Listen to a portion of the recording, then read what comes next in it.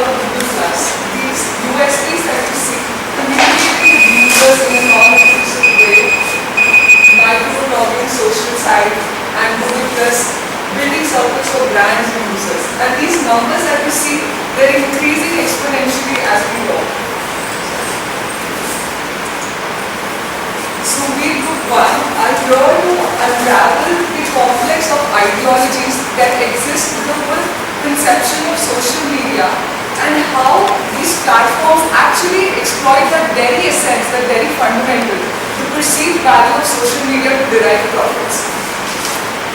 We'll be walking through 4 big names of social media, that is Google, Facebook, Twitter, and WikiLeaks. And through this analysis, we'll try to understand how the entire dynamic of social media positions itself in this world of capitalism. Okay.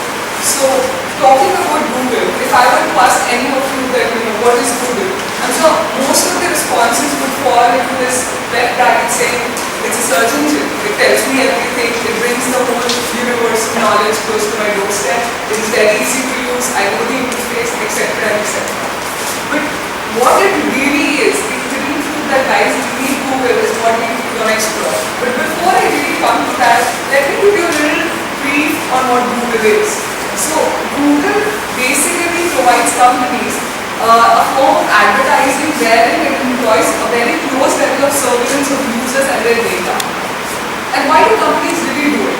Because they want to, they want something that they do not have to predict events. Advertising and surveillance makes it very predictable. Whatever we are doing over the social media, it becomes very easy for them to gauge our next moves, our next clicks and our next activities. Moving on to the how distribution of power and wealth takes place in Google.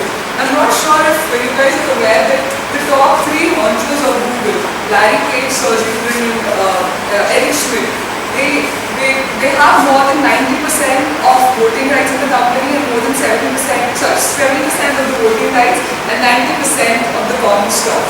So what do we call this structure? This structure where three stakeholders own more than 90% of the common stock, the equity in the company.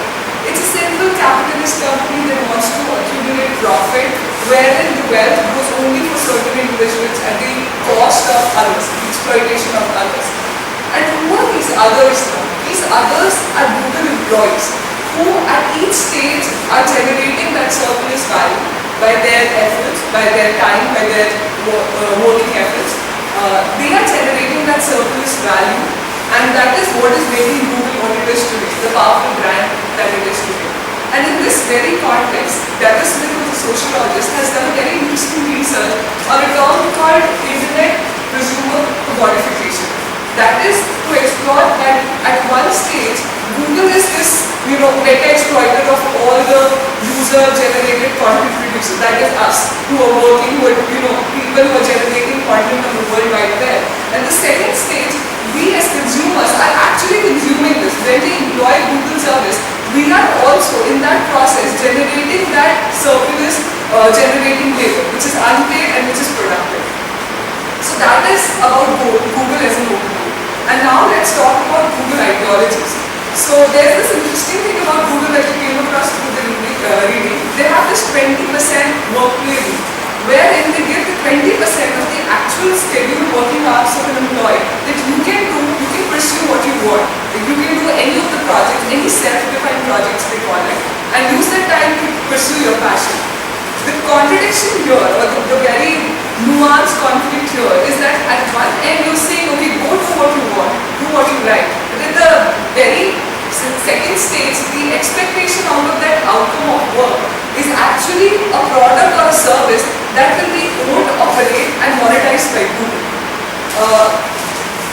Okay. And then this is more about that 20% rule.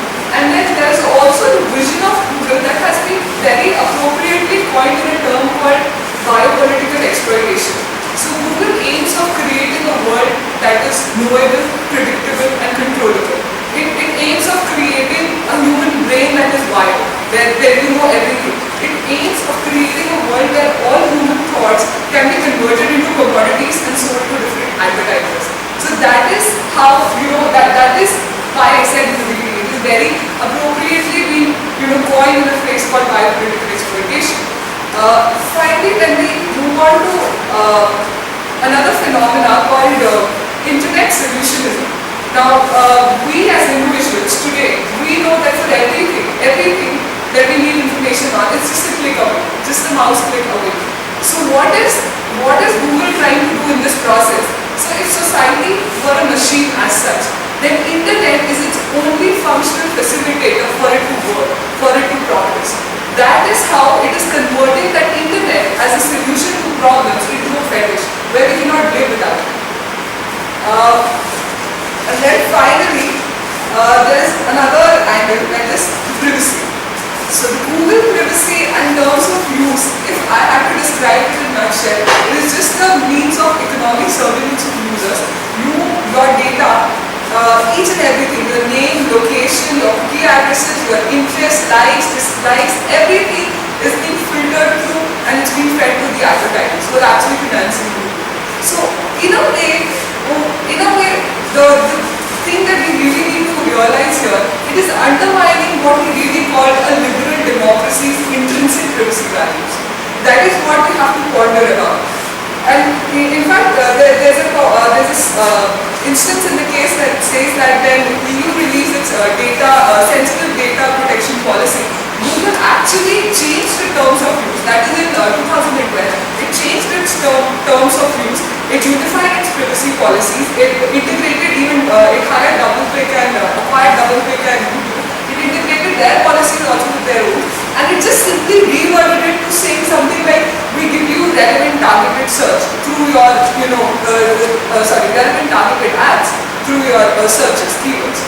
That is just a way of reframing. In the end, it is doing what we really call as economic surveillance. That is the closest level, the most granular level of, tearing apart your personal privacy. Then let's also look at what is the work culture at Google like. So Glassdoor, the website that talks about job career opportunities, and Reddit, they've had loads of postings from Google employees. There is a considerable number that talks about how work life at Google is just great and awesome and glamorous. But there is a considerable number. Of the 307 postings that are listed, there were 58 postings that only and only talked about how dismal the work life is at Google. They complained about long working hours, they complained about the fact that they've lost the meaning to their lives. And there is this point when, the management, they post Google as a startup culture. They say we are unconventional. We have a startup culture. Even though we have a huge organization over 20,000 employees, we have a startup culture. And what that culture really is like, it is these features of free cafeterias, pantries, restaurants, sport bars inside the premises. What are these things actually doing?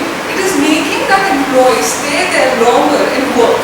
In a way, there is a very, very thin nuance, a very thin line of difference now between play and work for those employees.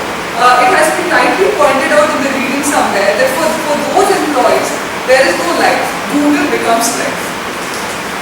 And so, if there were a euphemism to this whole concept, it would be called soft and social form of coercion, where management is not formally asking you to do something, but indirectly it is making you do all that it wants you to do. Marx, in this particular context, has talked about something called absolute versus relative surplus value production, where it says, for an employee, as and when you start putting in more and more efforts and start working overtime, which is not even getting paid, your wage, your income is actually declining exponentially.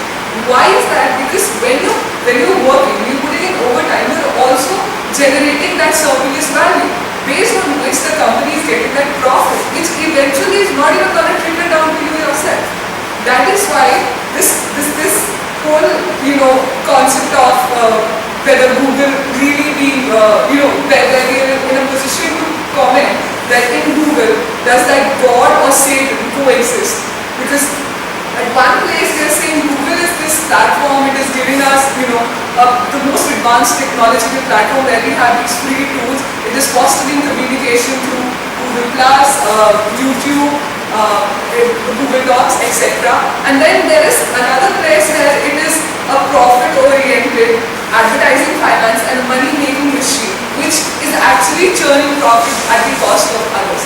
So here I leave you with a question that is Google really an antagonistic way of organizing human knowledge? Rohit will take you forward for Twitter and Facebook. So Anika spoke about Google and how exploiting its words. So if I have to ask you one simple question, which is that the one single largest organization which could actually be trending on Google's stuff and which could actually pose a serious threat to this chain. So I suppose most of you must be knowing, but the answer is pretty obvious, it's Facebook. So just to give a very brief technical backdrop about Facebook, and I'm sure most of you must be knowing what Facebook exactly is, but then it's a web-based platform which basically integrates media, content and other information, and then it eventually generates user profiles which contain users' information.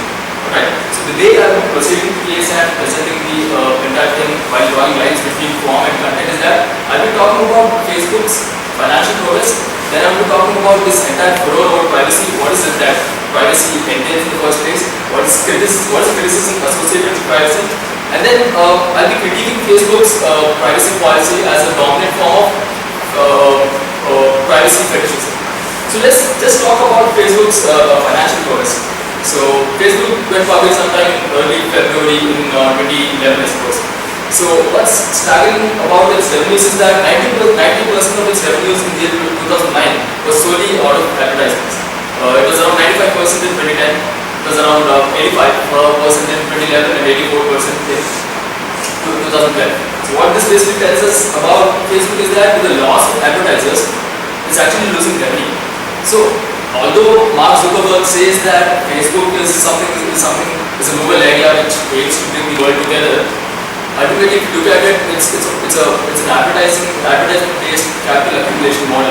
This thing's got capitalism written all over it. It's layering for capitalism to be precise. So I'll get back to Facebook in a couple of minutes. But then what I wanted to talk about before is this whole furor over privacy and how there has been this infringement of privacy with regard to Facebook. So in the readings there has been a lot of theories regarding privacy. There's something called restrictive access theory, something called control theory, something called restrictive/limited access theory and all. But to put it in layman's terms, privacy is being able to control and restrict your information to the public.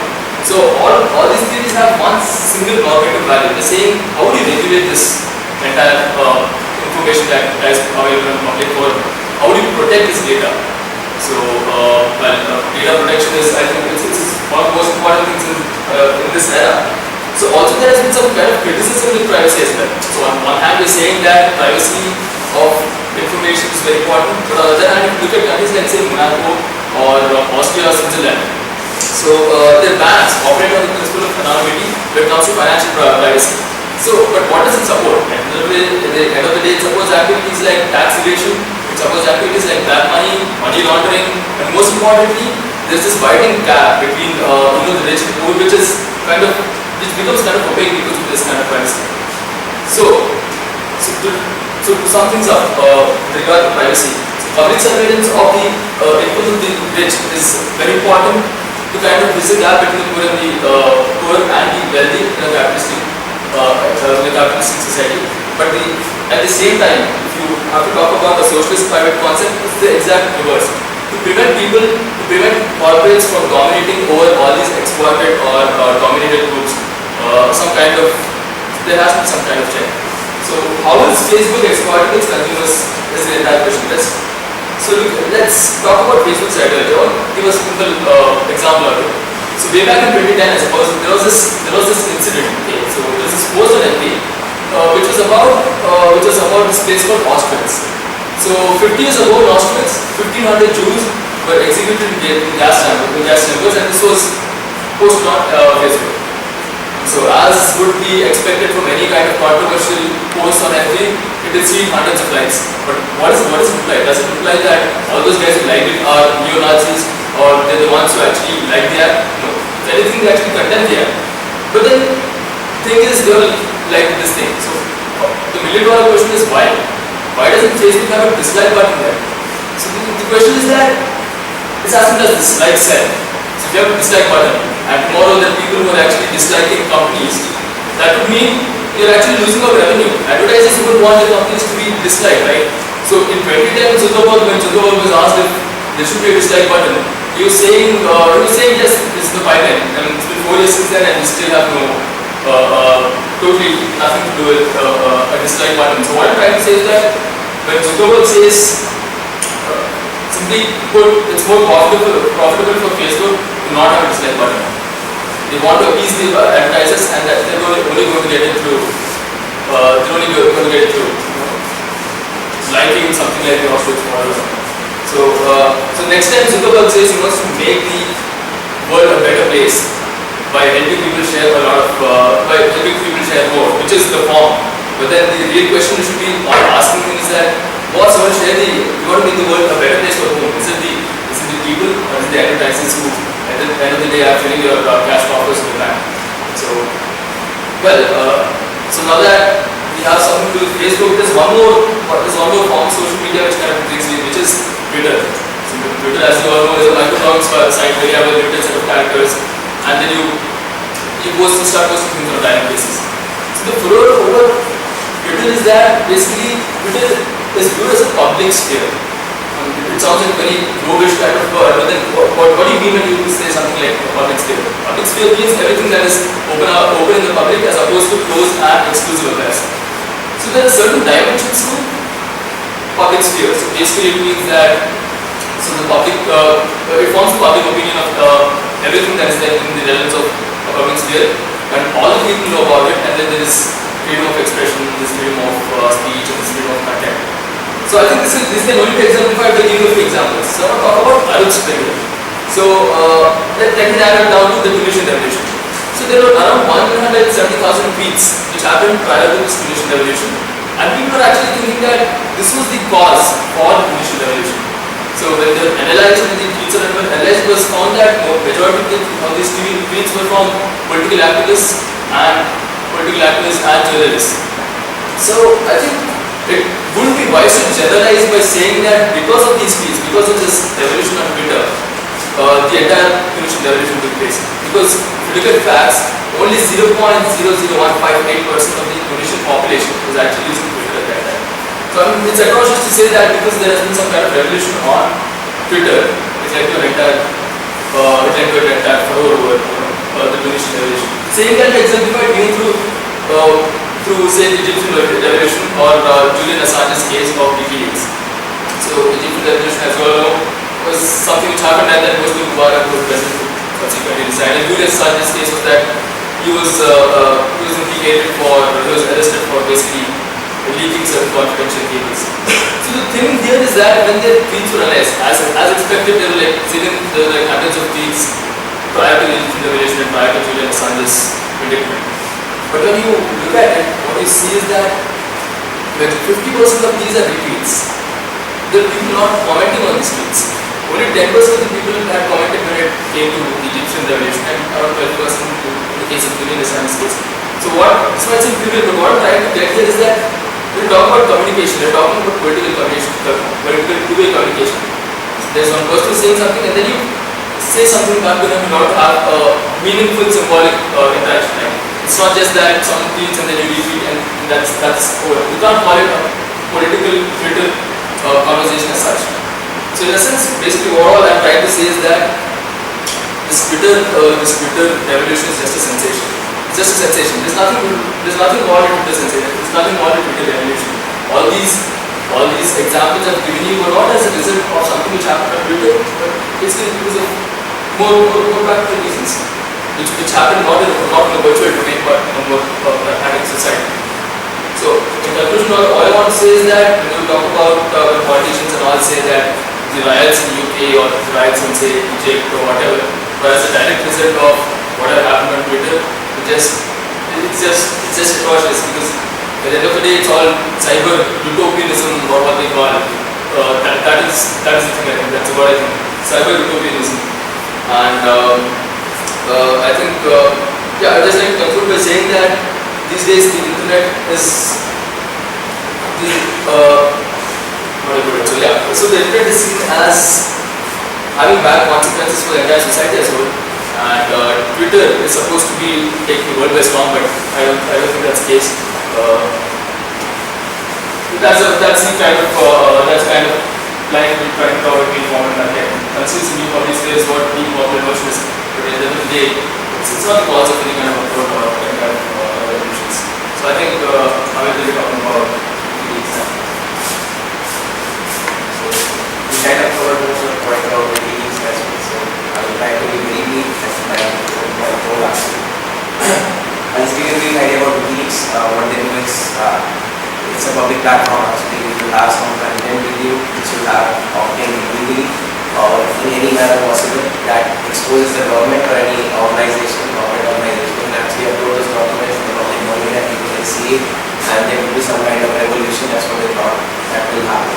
But it did not happen because government was oppressive and they kind of withdrew all the support that Wikileaks had in terms of domain, in terms of their payment gateways, in terms of their bank. So basically Wikileaks has no resources now in order to run their business, right? And that's when Julian was also actually surrendered, right? So that was the case back as such. The point that we were trying to track home was supposed to be very complex as directed by you. So it became so complex actually, it overshot all the boundaries and it turned out to be extremely simple point that we were trying to drive through. But the analysis is extremely complex. So instead of talking about the common content in Wikileaks, which has been already outlined in Facebook, Twitter and all, so I'll talk about the actual point that we were trying to drive through. The start of that complex point which we were supposed to drive was through the contemporary problem that we were supposed to identify in the modern business scenario. The thing that we faced very recently was our internship, in which we saw that the companies were trying to make their online presence with the social media everywhere. So they were asking their interns to provide some kind of content and they should go ahead and get as many likes as possible so that they will win some kind of competition which is attached to their incentive in the end. And this was done by a lot of companies and a lot of students in our IIM category as well. So the company is trying to exploit the students' resources, that's what they are trying to do, and the student is actually trying to drive their own resources and the company's resources in order to get that incentive. So what we're saying, what we're trying to say is that none of these ideologies that people subscribe to are right or wrong, in the sense that Facebook using your private information to help the advertisers is not doing anything wrong, it's their business. The advertisers, it's their business to advertise. They are not doing it wrong either. Whatever you can do is not to agree with their terms and conditions, not come on their platform. All these choices is what you have with you. If you do not exercise that choice, that's your problem, not theirs. And similarly, in this case as well, the contemporary problem of agency, in the sense that the company wants the students to be their agents, but the agents are actually not working for the company's benefit, they're actually working for their own. So in the end, the problem is not about historical materialism at all or any other ideology at all. It's simply a behavioral problem where people do whatever they like. That's what they do. And this was the hypothesis that came out of it. The point is that the world is the complex mix of ideologies, various ideologies. So they can be socialist, they can be idealist, they can be the capitalist. Right? So it will always be a mix of these ideologies, and it used to happen earlier when there was offline social media like newspapers, and we used to have sting operations just like Wikileaks is now an online platform. That used to be an offline platform, right? And at that point of time also there were various different ideologies and they were competing against each other, and the one ideology which stood out in the sense that it was the largest would always oppress the smaller one, and that is the same thing which is now happening in the online world. So at that time they used to oppress us, now also they oppress us, and they will continue to do so as long as they are the majority, they are the bigger ones. And this always happens. If we were the bigger ones, we would do the same thing actually. And that is the behavioral problem that lies there. And this cannot actually be changed, just like agency problem cannot be solved as a popular notion. Similarly, this problem of behavior can never change, and be it social media or the real life, it will always remain unfair, and we should try to deal with it.